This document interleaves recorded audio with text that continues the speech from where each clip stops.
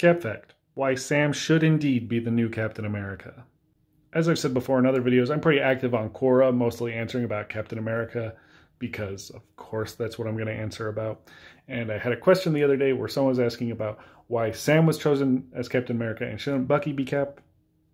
And I gave what I thought was a pretty good explanation. And I don't mind this question most of the time. I think it's, it's part of the comics canon that Bucky became Cap, and people really like Sebastian Stan in the role. So why not make Bucky Captain America? And so I'm fine with the question. But one guy responded with a bit of an attitude, like, well, Bucky was first in the comics, so it really should be him. It was worded differently than that, in a way that gave me a little bit of a red flag.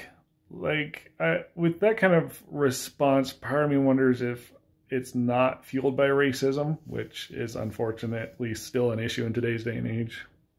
Now, if you really like Bucky in the role and that's why you want to see it, I'm okay with that. I like Bucky too. He was actually my first real Captain America. He was the one who was in the role when I first started reading the comic books. So I love Bucky as Cap. But I don't think using him being Cap first is a valid reason, or at least not the only reason, that we can choose him to be Cap in the MCU. First, the scenarios are simply different.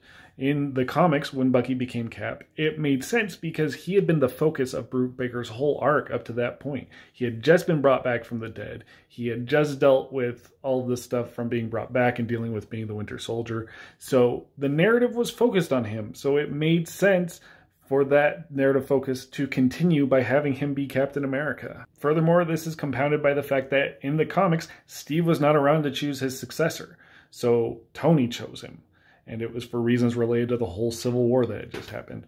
In the comics, the only time Steve has chosen a successor as Captain America, he chose Sam.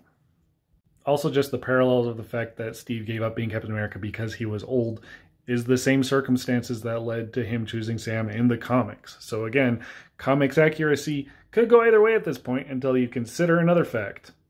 Sam was actually Captain America first. Now, this did happen in a side series in the 90s. It was only for like an issue and a half, but Steve was gone. And so Sam took up the mantle of Captain America in order to carry on the legacy. It just wasn't needed for very long.